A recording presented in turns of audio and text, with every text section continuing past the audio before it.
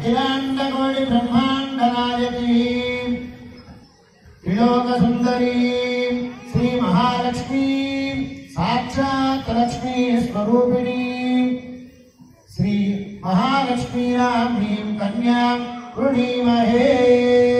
अम्मवारी अवस्वरूपम महालक्ष्मी స్వరూపమని ఆచార్య వారు చక్కగా చెప్పారు. అందరికీ కూడా వస్త్రాలు చూపిస్తారు. అందరూ కూడా నమస్కారం చేసుకోండి. ఫస్ట్ పాటించి జయ లక్ష్మీ మాతాకు